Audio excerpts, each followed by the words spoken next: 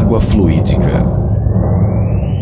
Toda boa dádiva e todo dom perfeito vem do alto.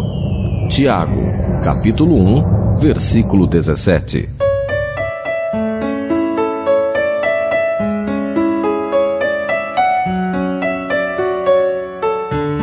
Muitos espíritas utilizam na reunião do Evangelho no lar uma jarra ou um copo com água para que ela seja fluidificada pelos espíritos que participam da reunião.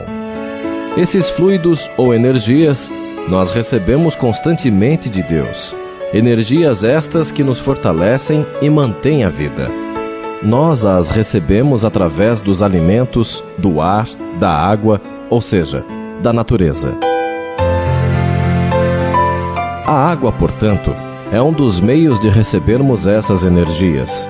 Um veículo que traz até nós os elementos espirituais para serem absorvidos.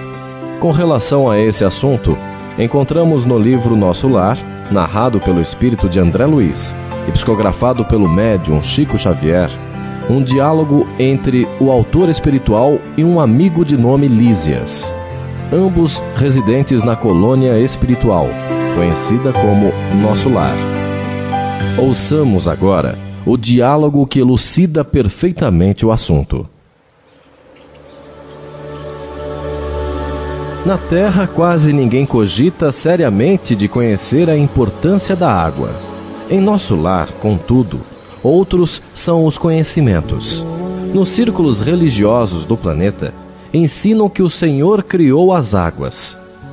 Ora, é lógico que todo serviço criado precisa de energias e braços para ser convenientemente mantido. Nesta cidade espiritual, aprendemos a agradecer ao Pai e aos seus divinos colaboradores semelhante dádiva. Conhecendo-a mais intimamente, sabemos que a água é veículo dos mais poderosos para os fluidos de qualquer natureza. Aqui, ela é empregada, sobretudo, como alimento e remédio. Há repartições no Ministério do Auxílio absolutamente consagradas à manipulação de água pura, com certos princípios suscetíveis de serem captados na luz do sol e no magnetismo espiritual. Na maioria das regiões da extensa colônia, o sistema de alimentação tem aí suas bases. Acontece, porém, que só os ministros da união divina são detentores do maior padrão de espiritualidade superior. Entre nós, cabendo-lhes a magnetização geral das águas do Rio Azul, a fim de que sirvam a todos os habitantes de Nosso Lar, com a pureza imprescindível. Fazem eles o serviço inicial de limpeza, e os institutos realizam trabalhos específicos no suprimento de substâncias alimentares e curativas. Quando os diversos fios da corrente se reúnem de novo, no ponto longínquo oposto a este bosque, ausenta-se o rio de nossa zona, conduzindo em seu seio nossas qualidades espirituais. Eu estava embevecido com as explicações. No planeta, objetei, jamais recebi elucidações desta natureza. O homem é desatento. Há muitos séculos, tornou Lísias. O mar equilibra-lhe a moradia planetária. O elemento aquoso fornece-lhe o corpo físico. A chuva dá-lhe o pão. O rio organiza-lhe a cidade. A presença da água oferece-lhe a bênção do lar e do serviço. Entretanto, ele sempre se julga o absoluto dominador do mundo, esquecendo que é filho do Altíssimo, antes de qualquer consideração. Virá tempo, contudo, em que copiará nossos serviços, encarecendo a importância dessa dádiva do Senhor.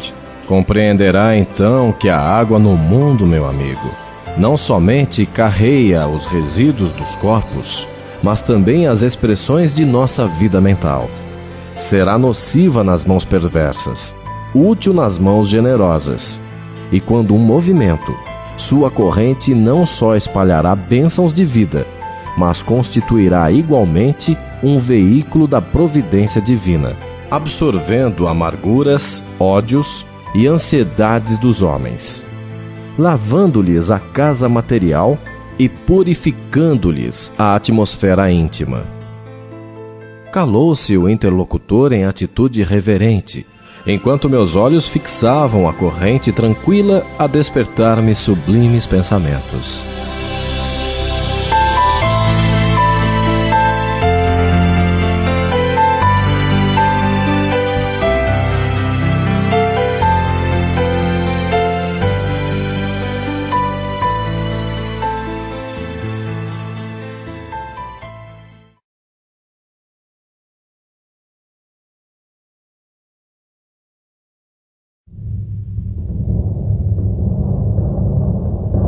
A ajuda de parentes desencarnados. Mas se alguém não tem cuidado dos seus e principalmente dos da sua família, negou a fé e é pior do que o infiel. Paulo, 1 Timóteo, capítulo 5, versículo 8.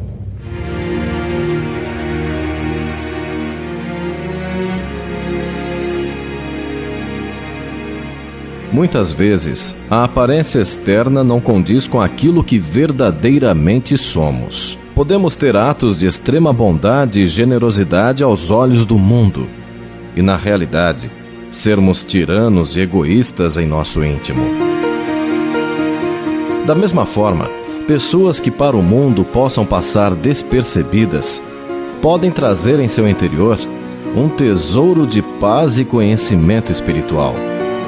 Como as aparências nem sempre nos mostram a realidade das coisas, e o desencarne não transforma as pessoas de uma hora para outra em melhores ou piores, apenas retira o véu da ilusão material, seria então uma atitude consciente de nossa parte não invocar ajuda ou intercessões desses companheiros ou familiares desencarnados, pois não sabemos como se encontram e não seria justo enviar-lhes mentalmente solicitações sem termos conhecimento se poderiam ajudar-nos ou não. Devemos sempre fazer nossas preces e solicitações a Jesus, que Ele enviará seus mensageiros, e se nossos familiares e amigos desencarnados estiverem nesse estágio, com certeza virão até nós.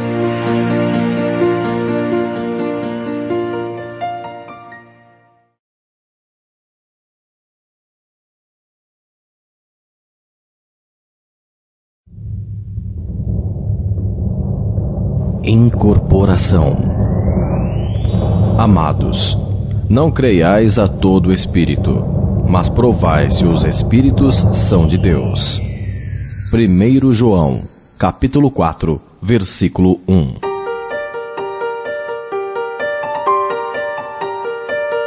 Algumas pessoas atribuem o ato mediúnico como uma exclusividade do movimento espírita. Entretanto, a mediunidade existe desde quando existe o ser humano. O intercâmbio entre o plano espiritual e o físico remontam às primeiras civilizações. As influências dos espíritos sempre foram exercidas sobre os seres encarnados, de formas variadas. O grande mérito do movimento espírita é, pois, aceitá-la, divulgá-la e, através da sua manifestação, estudá-la. E com isso, conhecer as verdades eternas provenientes desse intercâmbio. Após a disseminação do movimento, muitos médiuns surgiram e surgem a todo instante. Podemos afirmar que todos nós somos médiuns de uma forma ou de outra. E um dos tipos de mediunidade mais conhecido é o da incorporação, ou seja, aquele em que nos tornamos intermediários de um espírito, trazendo ao nosso plano físico sua mensagem. Hoje em dia, verificamos que esse tipo de manifestação mediúnica faz parte da nossa realidade. E muitos são os médiuns de incorporação que atuam em diversas casas espíritas, consolando e orientando com base no Evangelho do Cristo.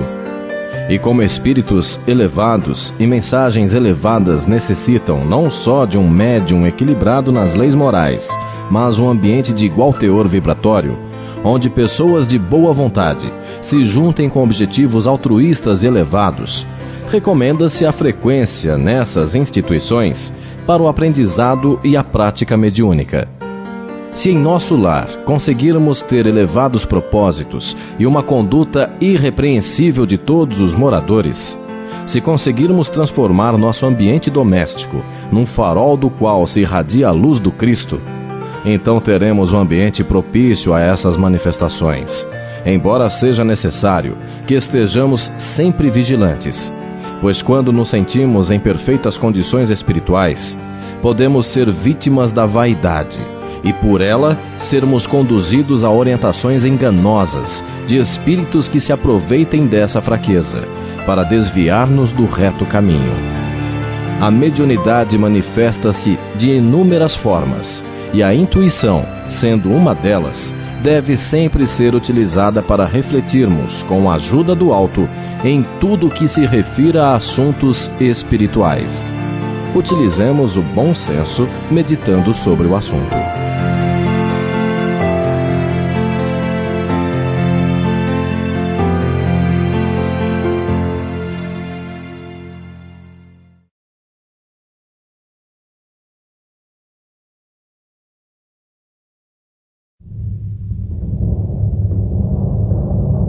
Compromisso. A palavra do Cristo habite em vós, ricamente.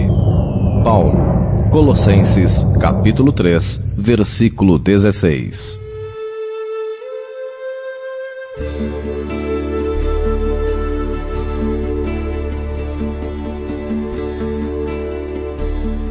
Quando decidimos realizar em um determinado dia e horário a reunião do estudo do Evangelho em nosso lar, assumimos um compromisso não só entre os participantes encarnados, mas também com os espíritos protetores de nosso grupo familiar. As atividades espirituais são inúmeras e incessantes. Os mentores ou instrutores do astral estão sempre em atividades, programando-se de forma que todo o tempo disponível seja aproveitado na boa tarefa do conhecimento e da evolução espiritual. Quando, por qualquer motivo de menor importância, deixamos de praticar a reunião, desapontamos, se for esse mesmo termo mais apropriado, os inúmeros companheiros espirituais que estavam preparados para ela. Se deixarmos constantemente de realizar a reunião, perderemos o concurso de muitos benfeitores espirituais, que aproveitarão melhor o tempo com outros que desejam realmente suas presenças e assumam o compromisso das decisões tomadas. Mesmo quando estivermos viajando e, portanto, longe de nossa casa, podemos e devemos realizar nosso estudo onde estivermos, visualizando o lar e pedindo aos irmãos espirituais que o conservem em harmonia, livre da presença de espíritos que venham a interferir na paz do ambiente doméstico. O horário deve ser respeitado e, caso haja alterações, que sejam por motivos realmente importantes e difíceis de serem contornados.